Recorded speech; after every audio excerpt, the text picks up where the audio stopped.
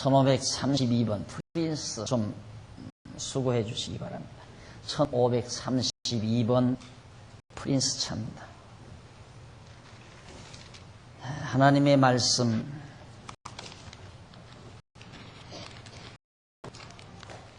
역대하 2장 11절 봅니다. 역대하 2장 11절.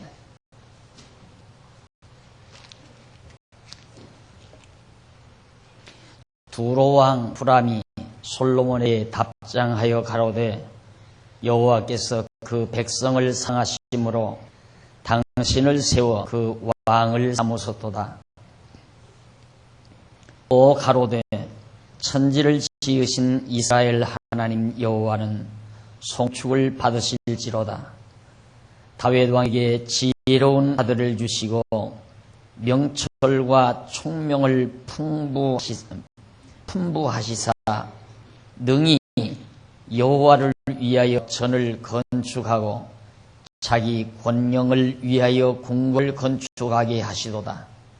내가 이제 공교하고 총명한 사람을 보내오니 전에 내 부친 후람에게 속하였던 자라.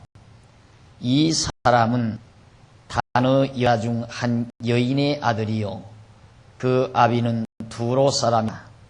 능히 금, 은, 동, 철과 돌과 나무와 자색, 황색, 홍색 실과 가는 배실로 일을 잘하며 또 모든 아로 새기는 이에 익숙하고 모든 기묘한 식양에 능한 자니 당신의 공교한 공장과 당신의 부친 내주 다윗의 공교한 공장과 함께 일하게 하소서.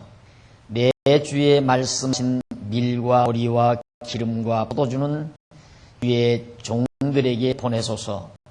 우리가 레바논에서 당신의 쓰실 만큼 벌목하여 때를 역어 바다에 띄워 욥바로 보내리니 당신은 순하여 예루살렘으로 올리소서 하였더라. 16절까지 봉독했습니다.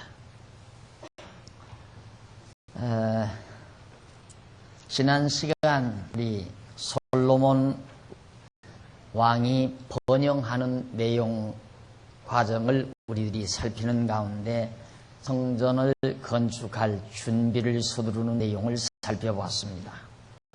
이것은 다윗 왕조를 보호하시는 하나님의 섭리의 의미를 담고 있다고 말씀드린 바 있습니다. 지난 시간 이제 그 성전 건축을 솔로몬이 준비하면서 아버지가 다윗이 예비해 놓은 모든 자재들이 꽤 많지만은 그래도 이것저것 더 보충해야 될 것들이 많았습니다. 그리고 자재가 있다고 해서 성전이 세워지는 것이 아니고 그 자재들로 성전을 건축해야 되기 때문에 그만한 기술자, 건축 기술자들이 또한 필요하게 된 겁니다. 또 모자라는 자재도 필요하고요. 그래서 솔로몬은 저 북쪽 해안지대의 도성을 가지고 사는 두로라고 하는 도성 왕에게 부탁을 했다고 그랬어요. 나무를 좀 보내주고 또 기술자도 좀 보내달라. 우리가 먹을 것은 대줄 테니까 그렇게 좀 해달라. 그러니까 흔쾌히 오늘 봉독해드린 이 말씀 내용 속에 흔쾌히 허락하는 내용을 지금 여러분에게 소개해드렸습니다. 이 이제 두로 왕이 하는 말이 정말 하나님께서 다윗 왕에게 귀한 아들, 지혜롭고 총명 있고 정말 능력 있는 그런 아들을 주어가지고 그 왕위를 잇게 해서 이제 왕궁도 짓고 하나님의 전도 지을 수 있게 됐으니 참으로 축하를 드린다는 뜻에서 말을 하고 있습니다. 그러면서 이제 당신이 요구한 대로, 솔로몬이 요구한 대로 모든 기술자도 보내고 아주 솜씨 좋은 철을, 특히 금이나 은이나 철을 잘 다루는 철공업자, 그리고 또 거기에 필요한 많은 백향목나무, 이 지상에서 가장 좋다는 나무입니다. 이 백향목나무를 레바논에서 잘라가지고 수은 배로, 배가 아니라 뗏목 사해바다, 지중해 바다에 띄워서 요바로 보내겠다. 그러니까 거기서 당신은 운반해서 예루살렘에 가져다가 성전 건축 사용하도록 하십시오 라고 지금 16절까지 해서 쾌히 승낙하는 내용이었습니다. 하나님께서 예리하신 일이고 또 하나님께서 해가시는 일이기 때문에 이 일이 순조롭게 되지 않을 수가 없죠. 아주 순조롭게 잘 진행이 됩니다. 그 다음 이제 그 16절까지인데 17절 한번 보면, 전에 솔로몬에 붙인 다윗이 이스라엘 땅에 거한 이방 사람을 조사하였더니 이제 솔로몬이 다시 조사함에 모두 15만 3,600인이라. 그 중에 7만이는 담군이 되게 하였고 8만이는 산에서 벌목하게 하였고 3,600인은 감독을 삼아 백성에게 일을 시키게 하였다. 이스라엘 땅에 거하는 이방 백성들도 전부 성전 건축에 동원이 돼서 때로는 감독을 삼기도 하고 벌목하는 데 일을 하기도 하고 등등 많은 일들을 시키게 됐습니다.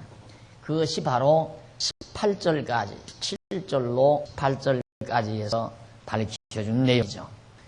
자, 이렇게 하나님의 들어간 전이, 여호와의 전이 예루살렘에 세워지는 데는 이스라엘 택한 백성만으로 가능했던 것이 아니라 이방 민족들을 통해서도 바로 성전을 세워가도록 섭리하신 것, 이것은 하나님의 기쁘신 의도가 담겨져 있는 겁니다.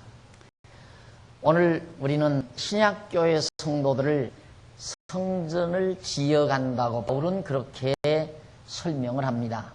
에베소서에서 우리는 하나님의 집으로 세워져 간다, 성전을 짓는다, 그 말이거든요. 그럼 오늘 우리는 이스라엘 민족이 아니에요.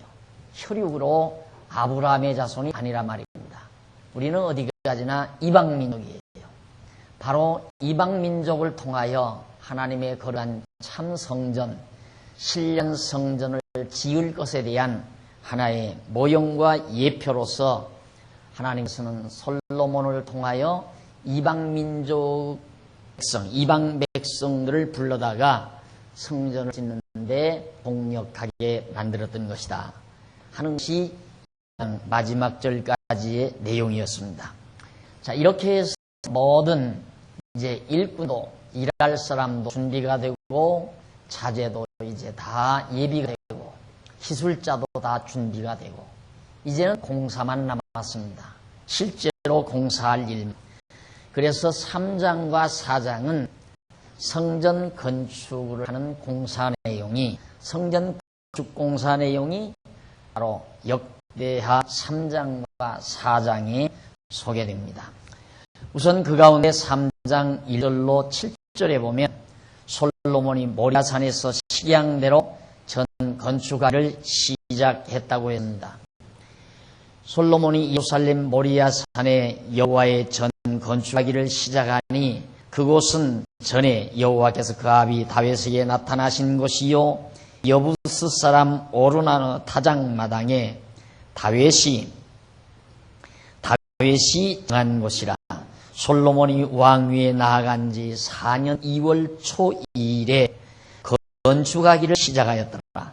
솔로몬이 하나님의 전을 위하여 놓은 지대는 이러하니 예적 재는 법대로 장이 60규빗이요 광이 20규빗이며 그 전 앞 낭시르 장이 전의 광과 같이 20규빗이요 고가 20규빗이니 안에는 정금으로 입었으며 그 대전 천장은 잣나무로 만들고 또 정금으로 입히고 그 위에 종려나무와 사슬 형상을 새겼고 또 보석으로 전을 꾸며 화려하게 하였으니 그 금은 바부와임 금이며 또 금으로 전과 그 들보와 문지방과 벽과 문짝이 입고 벽에 그룹들을 바로 새겼더라. 7절까지 내용입니다.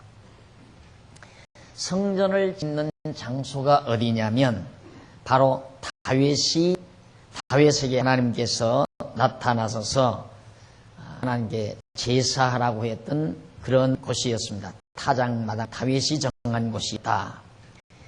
그런데 그 모리아산이라고 그랬어요. 예루살렘 모리아산. 이 모리아산은 솔로몬 때로부터 한 1000년 전 아브라함이 독자 이삭을 하나님 앞에 바치려고 데리고 간 곳입니다. 하나님께서 아브라함의 믿음을 시험하기 위해서 독자 이삭을 바치라고 한 사실이 있죠. 그때 아브라함이 독자 이삭을 데리고 어디로 갔냐면 모리아 산으로 올랐습니다. 그래서 거기서 제단을 쌓고 그리고 장작을 놓고 그리고 아들 이삭을 꽁꽁 묶어서 바로 그 장작 위에 놓고 이제 제사를 드리려고 했던 그곳이죠. 물론 이삭은 오실 예수 그리스도의 제물로서의 한 모형이었습니다. 그러니까 하나님 앞에 제물을 드리는 모리아산, 아브라함이 드렸던 그곳이 벌써 아브라함 때 거기에다가 하나님께 제물을 드릴 성전을 지을 것을 하나님께서는 의중에 두고 아브라함에게 모리아산에서 제사를 드리라고 했던 것입니다. 그러니까 1000년 전 아브라함이 선택했던 그 모리아산에 1000년이 지난 후에 솔로몬이 그곳에다가 하나님께 제사할 수 있는 성전을 짓게 됐다는 말입니다. 그런데 그 성전은 하나님께서 말씀하신 대로 모세를 통해서 말씀해 주신 설계도대로 그대로 지었습니다. 그대로 짓는데 이 성전, 그러니까 딱 그 지성소와 성소가 들어간 그 성전을 말합니다. 이 지성소와 성소를 짓는데 안에는 백향목으로 쫙 다 내장을 하고 그 위에다가 전부 황금을 입혔다고 그랬습니다. 그러니까 얼마나 아름답게 지었는지를 알 수가 있고요.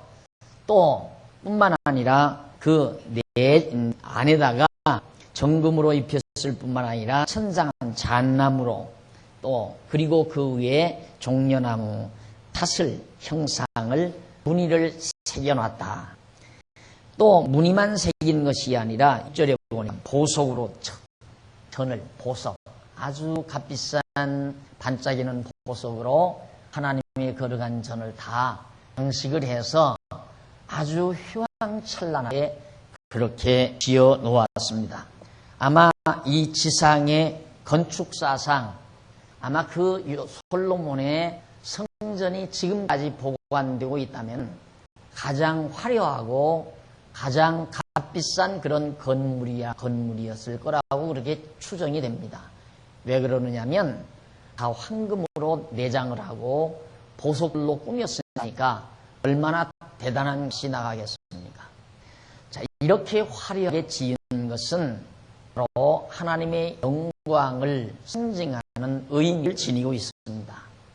이 땅의 모든 화려함이라고 하는 것은 하나님의 영광을 상징하는 그런 의미를 담고 있기 때문에 솔로몬이 성전을 그렇게 화려하게 지은 것은 영원한 하나님 나라의 영광을 우리에게 간접적으로 깨닫도록 섭리하신 것이라고 생각을 합니다.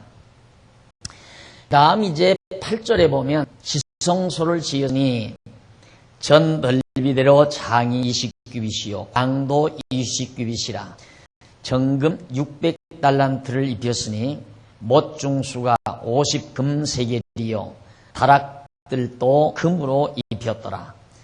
자, 금으로 되지 아니한 것이 하나도 없었다. 전부 금으로 다 성전을 금과 보석으로 그렇게 지었다. 그런데 사도 바울이 이제 그 서신서에 보면 바울이 그런 말을 합니다. 집을 짓는데 하나님께서 집을 지은 자의 그 공적을 시험을 할 때 나무나 풀이나 집으로 지은 것은 불에 다 없어진다 이 말이죠.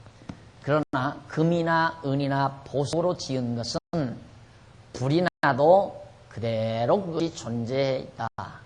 그러니까 그것이 바로 우리의 집을 지은 것에 대한 시험의 결과죠. 그러니까 나무나 집이나 풀로 지은 것은 다 없어진다 이 말이에요. 그 말은 금이나 은이나 보석과 같은 이런 것들은 정말 불변의 것이죠. 영원히 변함이 없는 불변을 우리에게 말해주는 것입니다.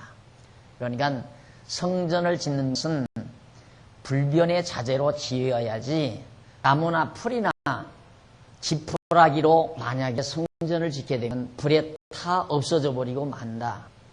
그것은 바울이 뭘 의미하고 뭘 의중에 두고 말하는 것이냐면 하나님의 거룩한 전은 진리로서 지어야 돼.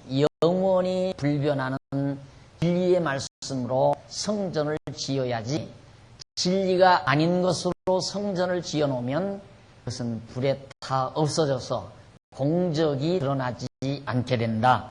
그런 뜻입니다. 그러니까 성전이라는 것은 반드시 하나님의 말씀, 영원히 불변하는 하나님의 말씀의 기초 위에 하나님의 거룩한 전을 세워야지 인간의 철학이나 사상, 세기에 따라 문화권에 따라 상황 따라 변해가는 인간의 사상이나 철학 위에 성전을 짓는 것은 다 없어져 버릴 것들이 되고 만다는 사실을 바울은 우리에게 가르쳐주기 위해서 그렇게 말씀해주고 있었던 겁니다. 그런데 솔로몬은 이처럼 불변의 금이나 은이나 보석들로 하나님의 거룩한 전을 지었습니다. 오늘 우리 장안중앙교회가 시종 하나님의 말씀만을 여러분들에게 가르쳐드리는 이유는 바로 우리의 수고가 헛되지 않기 위해서인 것입니다. 만약에 박용기의 사상이라든가 어떤 이 땅의 유명한 사상가의 사상의 기초 위에 장안중앙교회를 세운다면 세대의 흐름 다 무너버리고 맙니다. 서구교회가 무너져 내리고 미국의 교회가 흔들리는 이유도 바로 정말 진리의 말씀 위에 교회가 세워지지 아니하고 그 시대를 끌어가는 인간들의 철학과 사상이 가미된 불순한 것들로 하나님의 전을 지어놨기 때문에 다 무너져 내리고 있는 것입니다. 그런 의미에서 오늘 우리는 그런 시행착오를 다시는 되풀이해서는 안 되죠.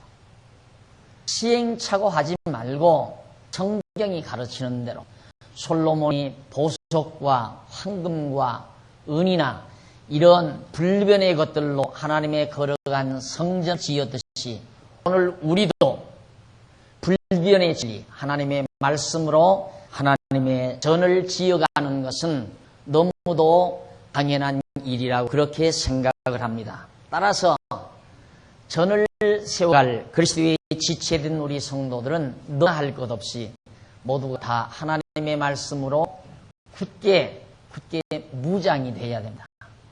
예를 들어 우리 성도들이 4,500명의 성들이 하나님의 말씀으로 똘똘 뭉쳐져서 한마음 한뜻이 되면 이 교회는 흔들림이 없습니다. 하지만 4,500명의 성도와 여러분의 여러 재직원들 또 여러분의 장로님들 우리가 이렇게 하나로 뭉쳐져 있다 할지라도 중간에 하나님의 말씀을 믿는 것과 아는 것이 같지 않아서 서로 마음이 변질이 되고 서로 흩어져 버린다면 장안중앙교회는 무너져 내리고 마는 것입니다. 따라서 우리는 열심으로 하나님의 말씀을 배우고 연마해서 서로 믿고 아는 것이 같아져야 됩니다. 그래서 죽는 날까지 변하지 말아야 된다 이 말이죠. 변함없이 우리는 뭉쳐 있어야 됩니다. 하나님의 말씀의 기초에 견고히 서 있어야 됩니다. 어떤 세상 사조가 우리를 유혹한다 할지라도 흔들리지 말고 자기 자리를 지키고 있어야 견고한 하나님의 전이 된다는 뜻입니다. 우리는 이 땅에 하나님의 전을 짓는 집을 짓는 자들입니다. 이렇게 견고한 진리의 터 위에 진리의 말씀으로 세워진 교회는 창수가 나고 비가 내려도 바람이 불어도 흔들리지 않고 무너나지 않습니다. 태풍에 많은 집들이 무너져 내리고 다 떠내려가는 그런 사태를 우리는 눈으로 보았습니다. 성전도 마찬가지입니다. 변함이 없는 견고한 하나님의 말씀의 토대 위에 하나님의 불변의 진리로 하나님의 거룩한 전을 지어놔야 영원한 성전이 되고 그것이 진정한 진리를 지어가는 주님의 몸 교회가 된다는 사실을 성도 여러분은 꼭 마음에 기억을 하셔야 됩니다. 그래서 거듭 말씀드리지만 공부를 안 하시려면 재직이 되면 안 돼요. 공부를 성경 말씀을 공부 안 하시려면 집사를 하면 안 된다 이 말이죠. 권사는 더더욱 그렇고요. 장로는 더더욱 더 말할 것도 없는 거고요. 목사는 뭐 성경 모르면 아얌싸 할 생각을 말아야 되고. 그러니까 교회를 위해서라면 공부하기 싫으면 성경 공부를 나는 안 한다고 생각하면 집사를 하면 안 돼요. 왜? 지어놓았다가 헐어지니까. 안 그래요? 자, 믿고 기둥으로 썼어요. 그런데 기둥이 흔들려 버려. 집이 다 무너져 버려요. 믿고 석가래로 사용을 했어요. 그런데 그 석가래가 빠져 도망가 버렸어요. 집이 물이 새버리고 말아그 말이에요. 그러니까 적어도 장안중앙교회 재직이 되려면 집사나 권사나 장로 이렇게 재직원이 되려면 정말 하나님의 말씀으로 견고히 무장이 되어야 됩니다. 그래서 어떤 유혹에도 흔들리지 말고 이것이 확고한 성경적 진리라는 사실을 강하게 걷어쥐고 견고하게 변함없이 끝까지 진리를 사수하며 사는 삶이 곧 장안중앙교회 온당한 재직원이라는 사실을 기억하셔야 됩니다. 솔로몬이 돈 자랑하기 위해서 황금으로 지은 게 아닙니다. 솔로몬이 화려하게 살고 싶어서 보석으로 성전을 지은 것이 아닙니다. 바로 거기에는 이런 깊은 의미를 우리에게 전달하기 위해서 하나님께서는 그처럼 황금과 보석들로 성전을 짓도록 하나님께서 명하셨고 그 명령대로 솔로몬은 다 그렇게 문자까지라도 다 전부 금을 입혀서 황금으로 감싸가지고 만들어서 달았다고 그렇게 말하고 있습니다. 그 다음 이제 10절에 보면 지성소 안에 두 그루브 형상을 새겨 만들어 금으로 입혔으니 두 그루브 날개가 길이가 모두 20규빗이라 좌편 그루브 한 날개는 5규빗이니 전 벽에 닿고 그 날개도 5규빗이니 우편 그룹 날개에 닿았으며 우편 그루브 한 날개도 5규빗이니 전 벽에 닿았고 그 한 날개도 5규빗이니 좌편 그루브 날개에 닿았으니 이 그루브 편 날개가 모두 20규빗이라 그 얼굴을 외소로 향하고서 서 있으며 청색 자색 홍실과 고운 배실로 문장 짓고 그 위에 그루브 형상을 수놓았더라. 그룹이라고 하는 것은 천사의 일종입니다. 날개를 퍼뜨리기 이렇게 양쪽으로 날개를 입어뜨리고, 이게 이제 지성소라고 한다면 한 날개는 저쪽 벽에 닿습니다.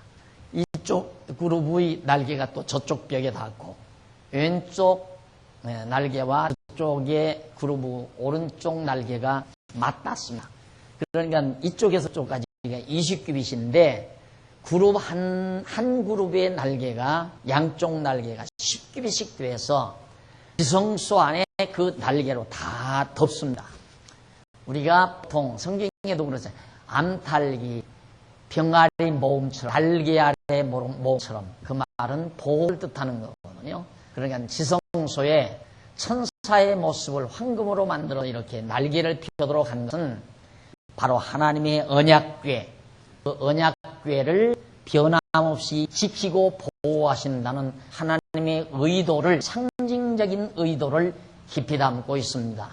그러니까 그 날개 밑에다가 언약궤를 딱 놓거든요. 언약궤를 딱 놓고 그 언약궤 안에 바로 지팡이와 아론의 쌍난 지팡이, 십계명판, 그리고 만다단지, 이런 것들을 놔두기 때문에 그게 이제 하나님의 언약궤, 이름을 두신 언약궤란 말입니다. 그러니까 그걸 하나님이 변함없이 우리와의 언약을 변함없이 지켜주시고 보호하신다는 그런 의도를 담기 위해서 그렇게 그룹을 만들어서 지성소 안에 두도록 그렇게 또 하나님께서 섭리하신 것입니다. 그 다음 이제 15절에 보면 전 앞에 기둥 둘을 만들었으니 고가 30규빗이요 각 기둥 꼭대기의 머리가 6규빗이라.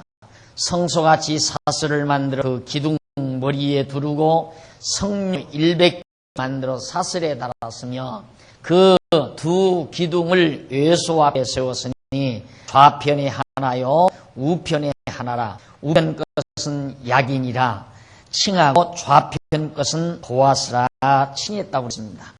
예, 성전 앞에 큰 두 기둥을 기둥물을 만들었는데 그 기둥의 이름이 야긴과 보아스라는 말입니다. 야긴이라는 말은 저가 세우라, 그런 뜻이고, 그 다음 보아스라는 말은 그에게 능력이 있다, 그 말이에요. 예. 하나는 보아스라는 기둥은 그에게 능력이 있고, 야긴이라는 말은 그가 세웠다. 그러니까 그 두 기둥이 늘 상징하는 말은 하나님과 누굽니까? 여호와죠. 능력이 있는 여호와가 세우셨다, 그 말이에요. 능력 있으신 여호와가 세우셨다. 물론 성전도 세웠지만은 이스라엘 나라도 세우시고 다윗 왕가도 다 여호와 하나님께서 세우셨습니다. 그러니까 그것을 이스라엘 백성들로 하여금 항상 잊어버리지 않기 위해서 오늘 우리 김 장로님 나오셔서 기도하시면서 이 예배당을 주신 하나님 늘 마음에 감동을 가지고 기도를 하셨습니다. 오늘도. 그러니까 이스라엘 백성들은 성전을 찾을 때마다 딱 와서 기둥만 봐도 하나님께서 우리 이스라엘 나라를 능력으로 세우셨다. 이 성전도 능력이 있으신 여호와께서 세우셨다라고 하는 두 기둥이 말해주듯이 오늘 우리도 이 예배당을 볼 때마다 하나님께서 세우셨다. 이것을 잊지 않고 늘 기억하는 건 우리 신앙에 매우 좋은 영향을 미치게 되죠. 이스라엘 백성이 항상 그 성전 앞에 두 기둥이 말없는 웅변을 토해내는 거예요. 여호와께서 세우셨다. 능력이 있으신 여호와가 세우셨다. 그 말이거든요. 두 기둥이 말해주는 바는. 이처럼 하나님께서는 어찌하든지 이스라엘 백성으로 하여금 여호와 하나님을 잊지 않고 기억하며 경외하며 살도록 하시려는 것이 바로 성전을 지키게 하신 하나님의 깊으신 의도였습니다. 자, 그리고 나서 이제 4장 넘어가는데요. 4장 1절로 6절에 보면 솔로몬이 노스로 단과 바다를 정해진 시간대로 만듭니다. 솔로몬이 또 노스로 단을 부어 만들었으니 장이 20규빗이요 광이 20규빗이요 고가 10규빗이며 또 바다를 부어 만들었으니 직경이 10규빗이요 그 모양이 둥글며 고는 5규빗이요 주인은 30규빗 줄을 두를 만하며 그 가장자리 아래는 돌아가며 소 형상이 있는데 매규빗에 소 10씩 있어서 바다 주위에 불렸으니 그 소는 바다를 부어 만들 때 두 줄로 부어 만들었으며 그 바다를 12소가 지었으니 셋은 북을 향하였고 셋은 서를 향하였고 셋은 남을 향하였고 셋은 동을 향하였으며 바다를 그 위에 놓았고 소의 뒤는 다 안으로 었으며 바다의 두께는 한 손 넓이만 하고 그 가는 백합화와 그 가양자리는 백합화의 식양으로 잔 가와 같이 만들었으니 그 바다에는 3,000밭을 담으며 또 물두멍 10을 만들어 5은 우편에 두고 5은 좌편에 두고 씻게 하되 번제에 속죄한 물건을 거기 씻게 하였으며 그 바다는 제사장들의 씻기를 위한 것이었더라. 이렇게 성전을 지성소와 성소 그리고 여기에 이제 언약궤를 두고 그리고 그룹들의 날개가이처럼 맞닿을 수 있는 그룹을 만들어 놓고 그리고 이게 지성소 안이에요. 그런데 이 바깥에 마당이거든요. 뜰인데 여기에 이제 제단도 이렇게 노수로 만들었다. 노수로 만들고 여기에 큰 물구멍 바다라고 그래요. 그러니까 호수 같은 거예요. 호수를 뭘로 만든 노수로 손두께만큼 두껍게 해서 크게 하나의 여수지 마냥 만드는 거예요. 물을 많이 담아놓게. 그리고는 이제 작은 물두멍 아케스처럼 물을 떠다가 쓸 수 있는 것 10개를 만들고 이 바다는 동서남북으로 소문양을 만들어서 등으로 전부 바다를 이렇게 받친 것 마냥. 그러니까 얼마나 정말 아름답고 웅장하게 만들어 놨겠습니까? 이렇게 이제 이걸 바다를 만들어서 여기다 물을 담아놓고 이 물로 바켓스와 같은 물두멍 그걸로 퍼다가 이제 이 재물을 씻기도 하고 또 손을 씻기도 하고 저장들이 이런 데 사용하도록 만들어 놨다 그 말이에요. 이렇게 해서 하나님이 명하신 대로 하나하나 다 솔로몬이 지금 이행을 하고 있습니다. 그 다음 7절로 또 정식을 따라 금으로 등대 10을 만들어 외소 안에 두었으니 좌편에 5이요 우편에 5이며 또 상 10을 만들어 외소 안에 두었으니 좌편에 5이요 우편에 5이며 또 금으로 대접 100을 만들었고 또 제사장의 뜰과 큰 뜰과 뜰 문을 만들고 노수로 문짝에 입혔고 그 바다는 우편 동남방에 두었더라. 여기가 동쪽, 여기가 남쪽이죠. 여기가 동쪽이니까 동남방이니까 이편에다가 두는 거죠. 이편 한가운데 두는 게 아니에요. 그리고 이제 이게 뜰인데 이게 이제 외소라고 그래요. 성소라고도 하고 외소라고도 하고 성소, 외소 바깥에 있다 해서 외소. 이건 이제 내소, 예, 지성소라고 해요. 지성소. 이건 성소라고. 성소. 외소를 성소라고 하고 내소를 지성소라고 하고. 바로 이 안에 둘 등대와 떡상, 떡을 이렇게 차려놓을 상들도 각각 다 만들어 놨다. 하나님께서 명하신 것 하나도 빠지지 아니하고 솔로몬이 그대로 다 만들어 놓은 것입니다.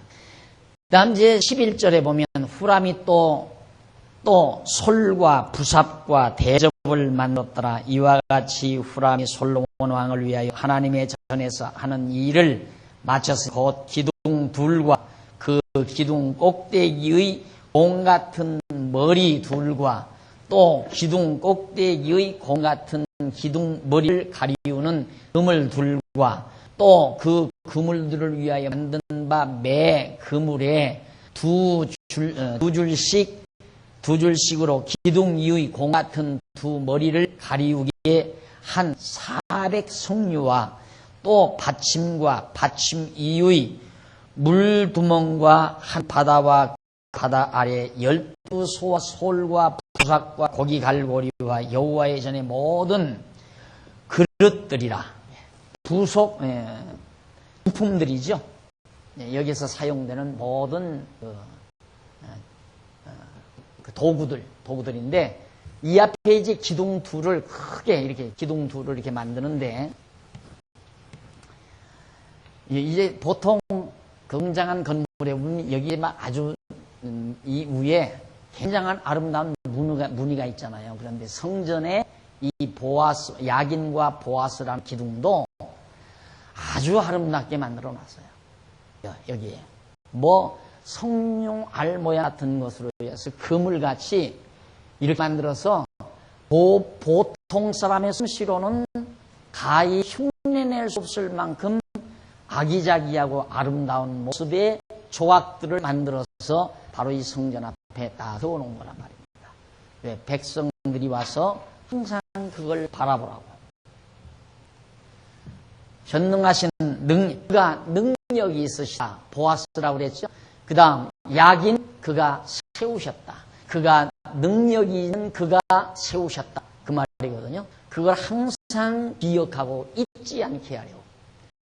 그 각종 거기서 쓰는 그릇들과 모든 자재들을 이 기술자들이 히람에서 온 후람이 보낸 후람이 보낸 기술자들이 그 모든 것을 아름답게 다 만들었다. 그 말이에요. 그 다음 19절에 보면 솔로몬이 또 하나님의 전의 모든 기구를 만들었으니 곧 금단과 진설병과 상들과 내소 안에서 규례대로 불을 켤 정금 등대와 그 등잔임이 또 순정한 금으로 만든 꽃과 등잔과 화젓가락과 또 정금으로 만든 불집게와 주발과 숟가락과 불 옮기는 그릇이며 또 전문 곧 지성소의 문과 외소의 문을 금으로 다 잇더라.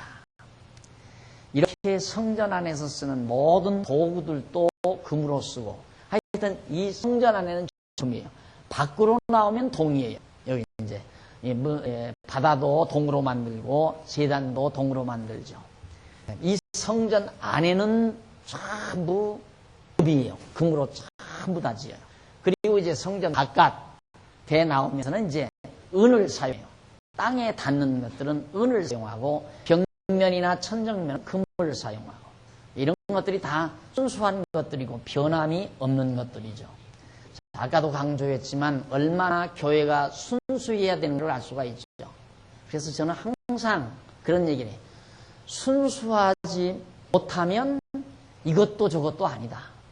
순수할 바에는 아주 순수해야 진맛을 보고 사는 것이다. 사람도 그래요. 어정쩡한 사람이 제일 불쌍한 사람이에요. 어정쩡한 사람이.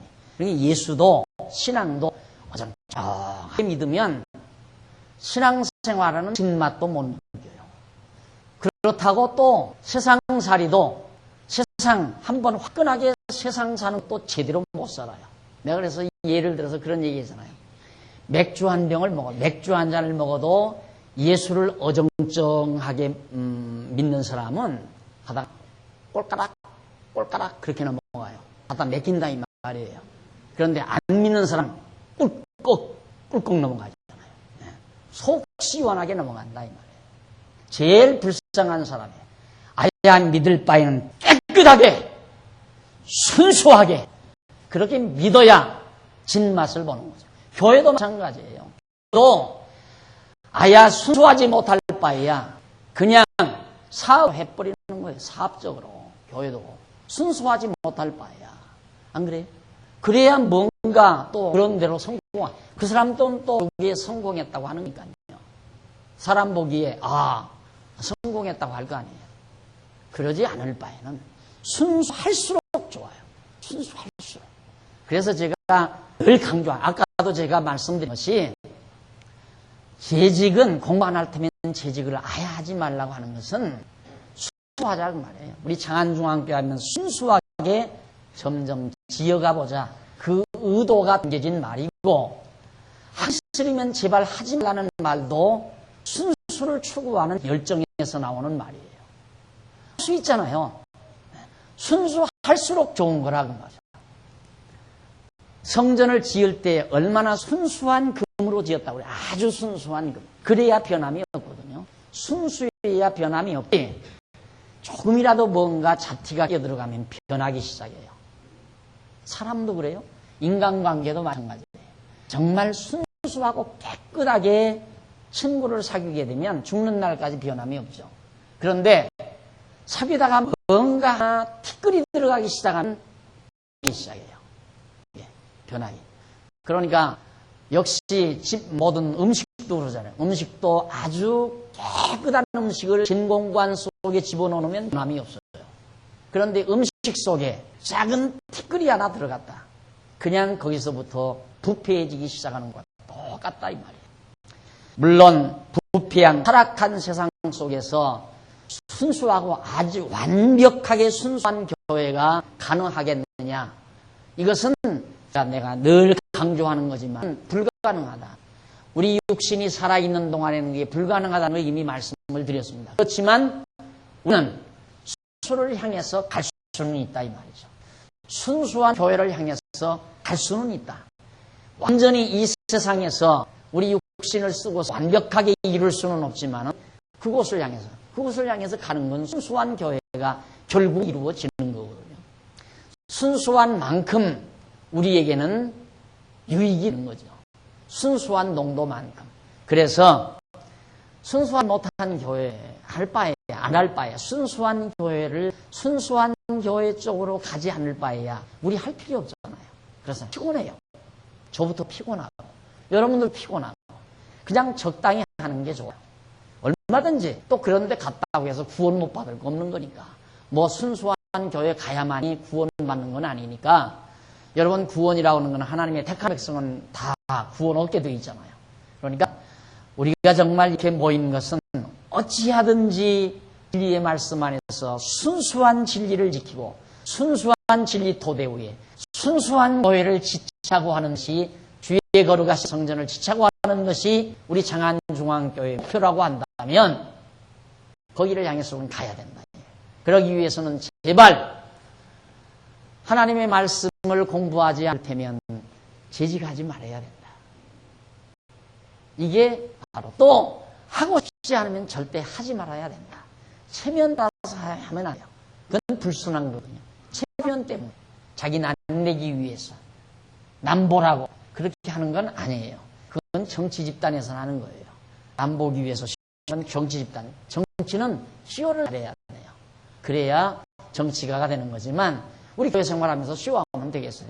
그러니까 정말 하나님의 교회는 순수한 황금과 보석으로 변함없는 보석으로 짙듯이 우리 교회 장안중앙교회 이 시대의 신령한 교회 우리 장안중앙교회를 변함없는 하나님의 말씀과 진리 토대 위에 하나님의 말씀으로 지어가는 아름다운 성전으로 우리가 지어가야 된다 하는 얘기입니다. 자, 이렇게 해서 솔로몬은 정말 예수문까지라도 전부 황금으로 입혀서 성전을 지었다. 이렇게 성전 공사가 이제 잘 이루어졌습니다.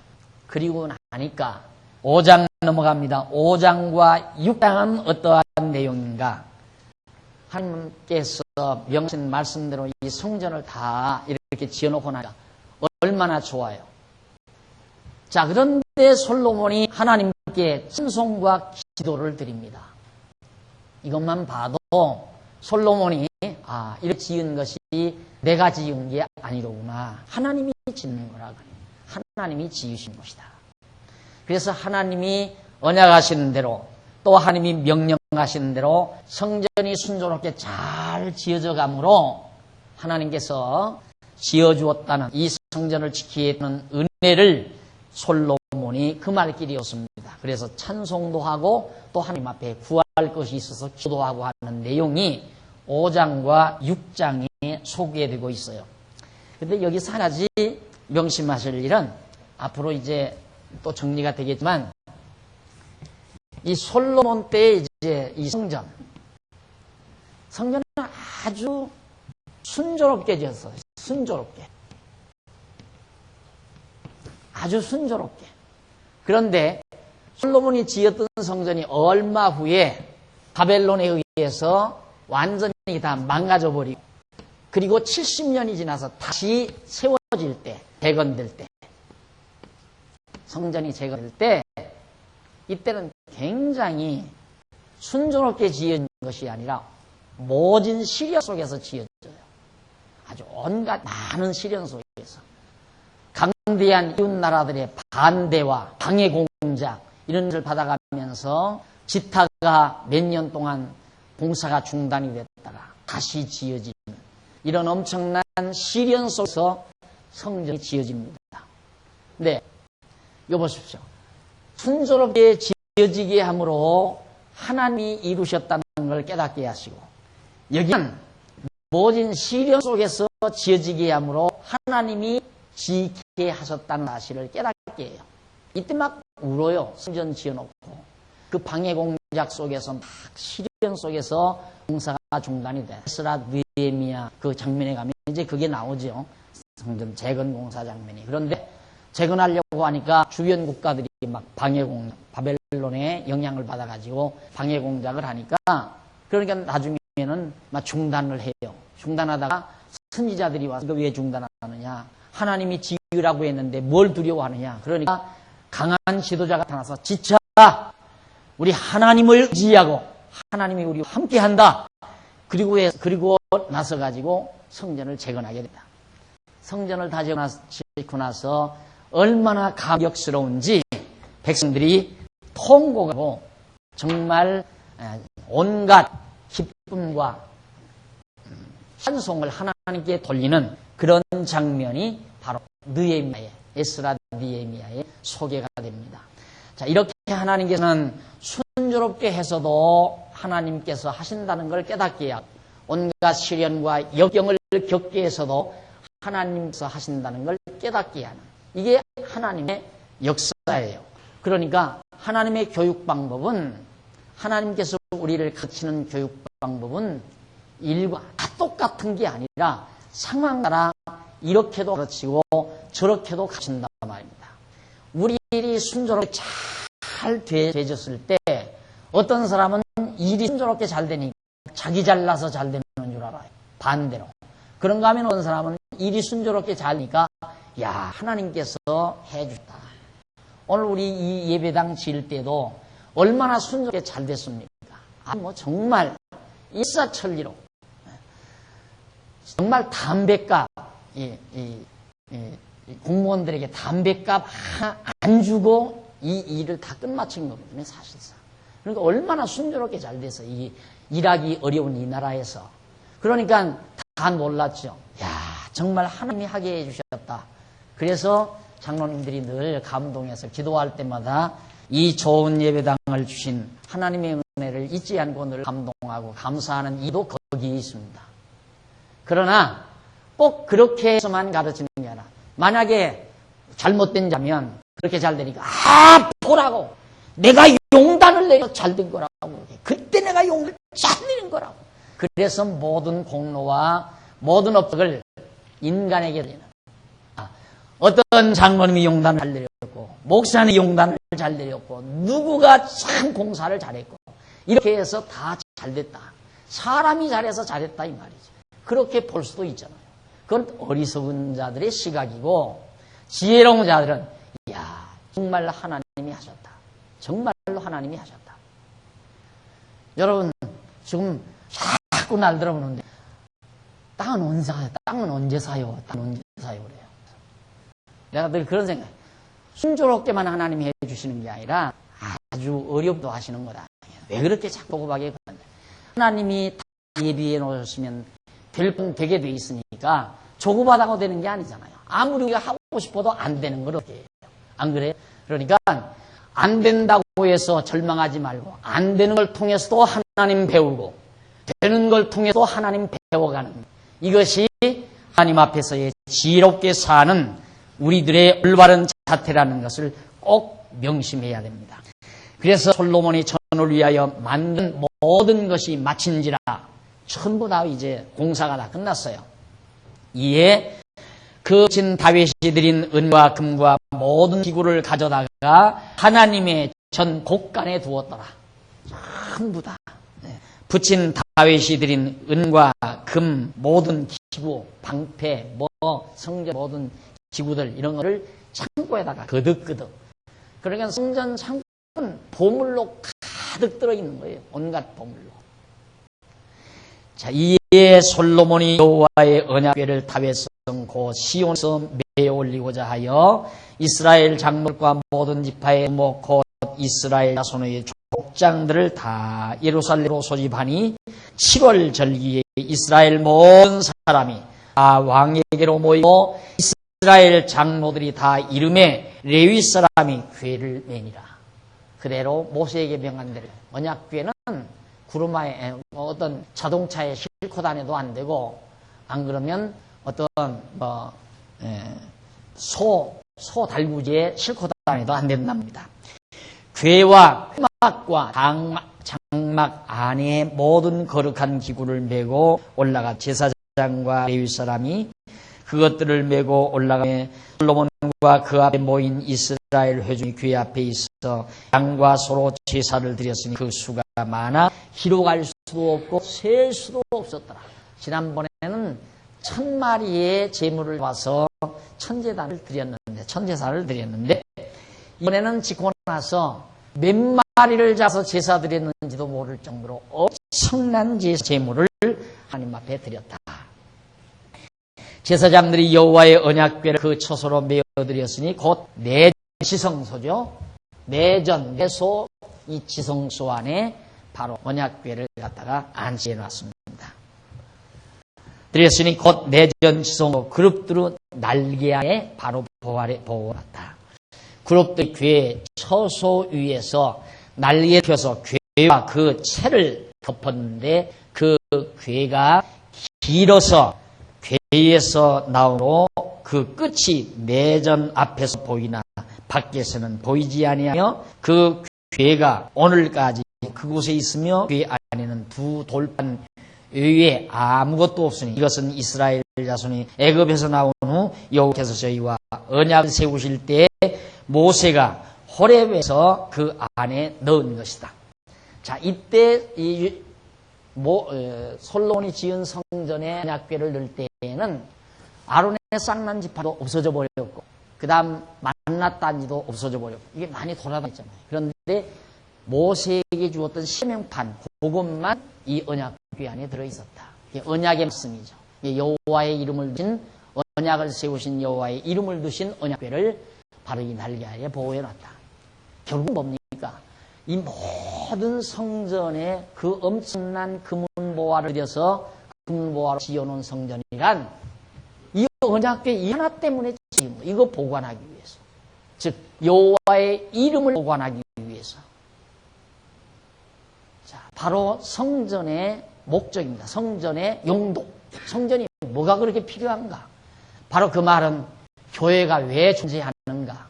교회는 신령한 성전이니까. 신약교회, 신약식 교회라고 하는 것은 이 교회 안에 교회인데 이 교회의 용도가 뭔가?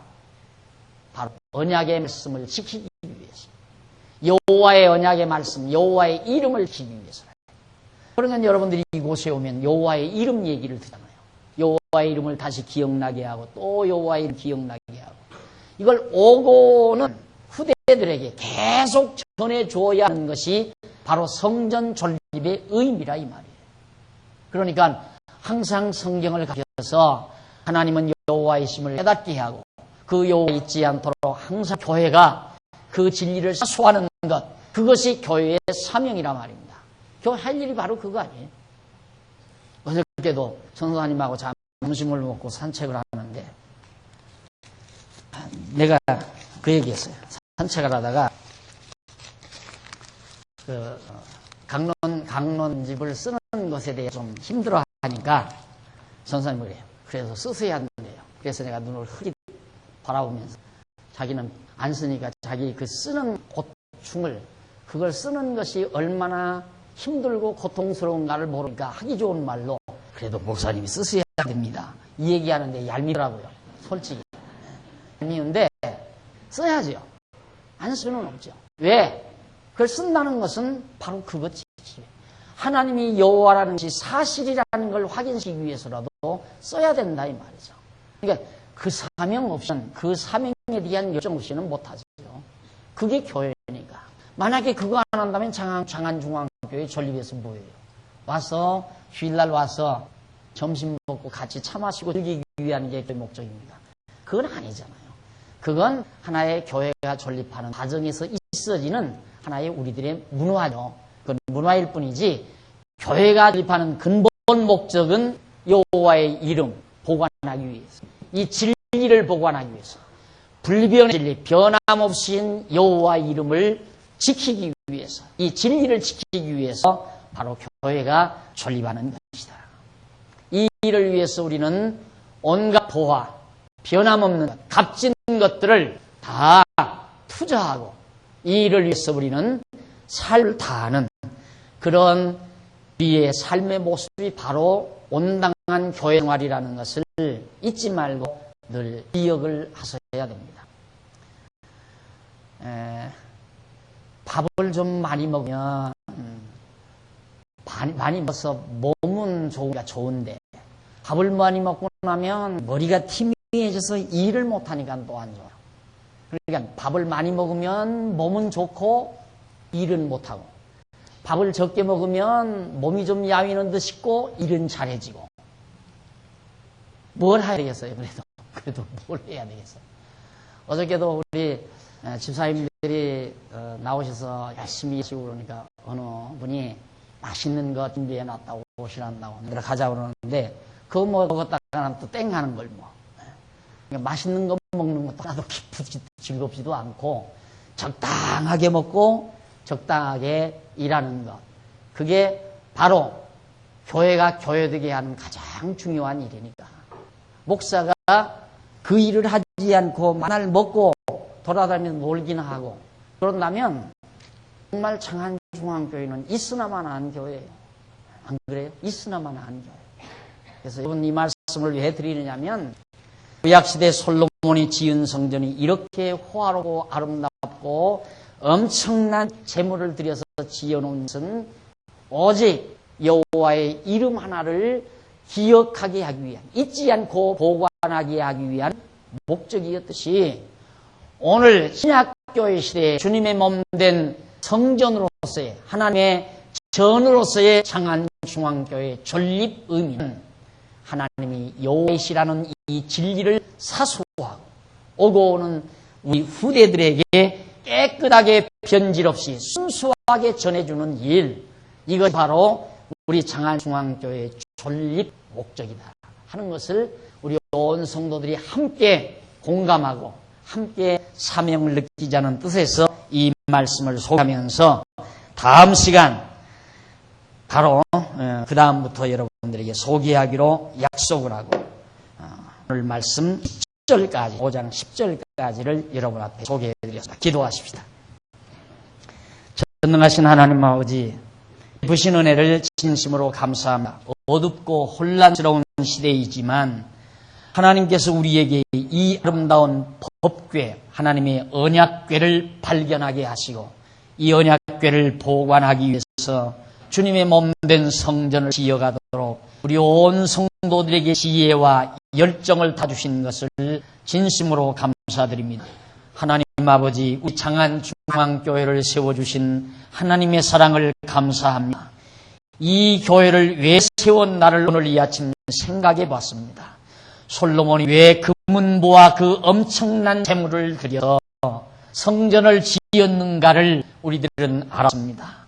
오늘 우리들도 이 험악한 세상에 우리 장안중앙교회를 세워주신 하나님의 진정한 뜻을 다르게 발견하고 우리의 삶을 정돈하는 슬기로운 종들이 되도록 역사하시옵소서.